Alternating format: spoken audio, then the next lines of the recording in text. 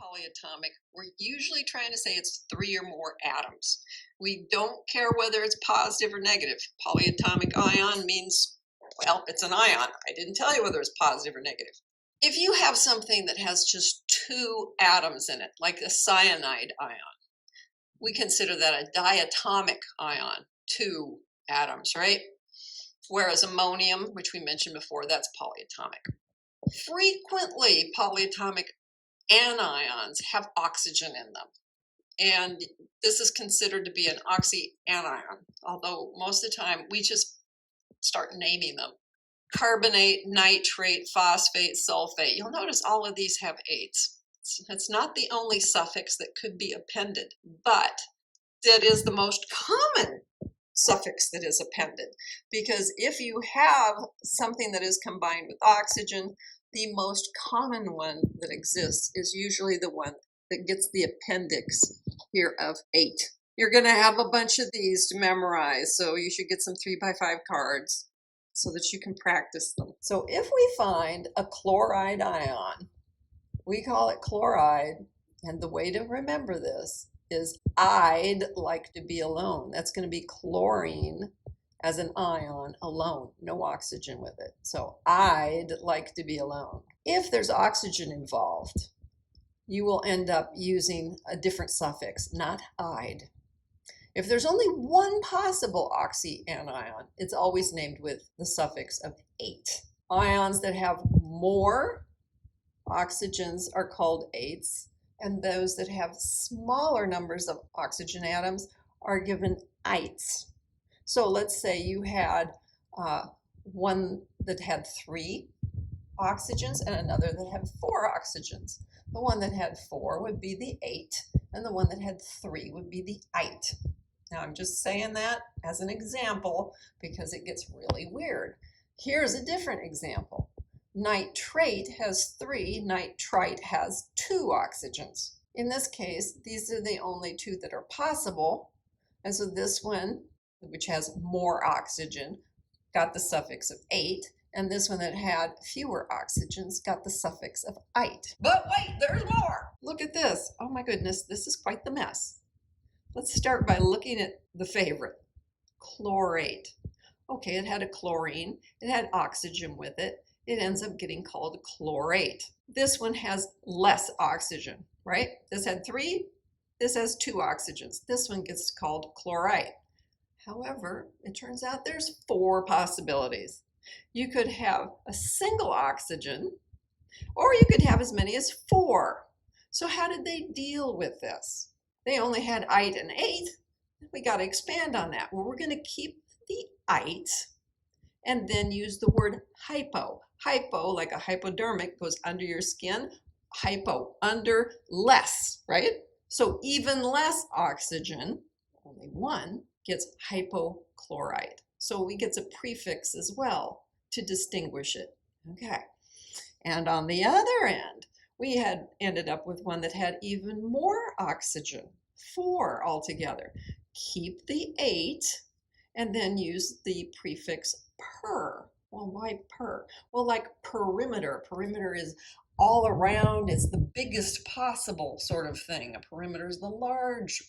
Okay, so more oxygen, larger. Okay, so perchlorate. This sort of naming you will see in chlorine, bromine, and iodine. Oh, look, they're all right here. Chlorine, bromine, and iodine. They're all behaving the same way and will form 4 different possible oxyanions. And you name them just the same way as we did here with the chlorine-based ones. Now, some anions have hydrogen in them.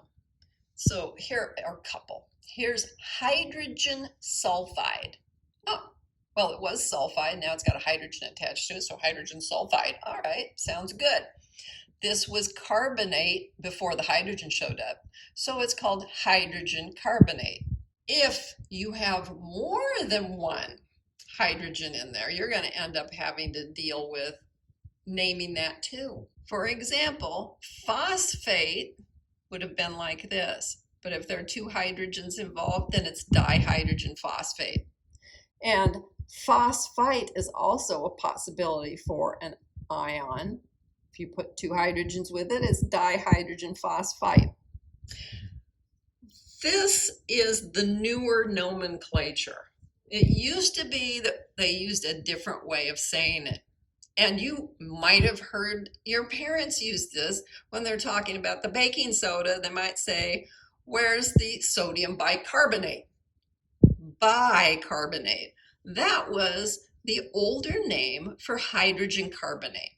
But they decided it would make more sense to specifically call out the hydrogen, because then you wouldn't have to remember that the bi didn't mean there's two of them, because that's the first thing you think. No.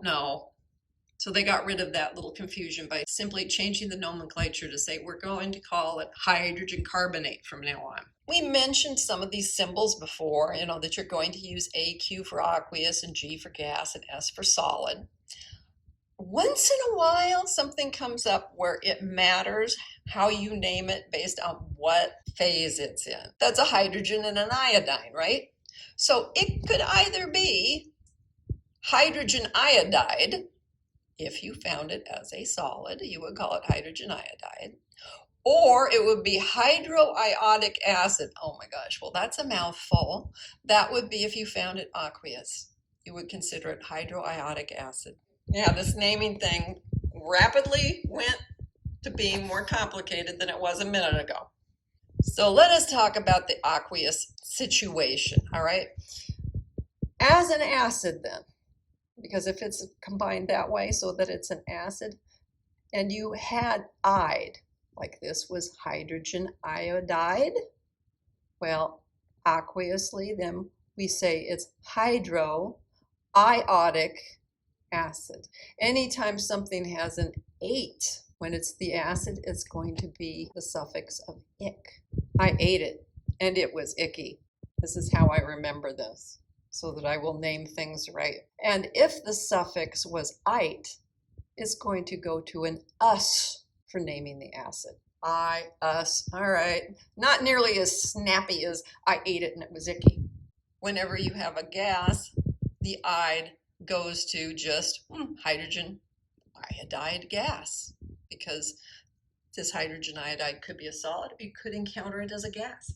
So we have a whole list here just to try to emphasize this or give you some specific examples, because just because I say this doesn't mean you're going to get it right away. So here we have H and Cl. In an aqueous solution, then this would be hydrochloric acid. If we encounter it as a gas, it's going to be hydrogen chloride, and we'll go ahead and say gas just to make it clear. Okay, here's something fun. You see, without the H on it, that was perchlorate as a ion, right? Now it's combined with the hydrogen. It's going to be an acid. I'm going to keep the per-chlor.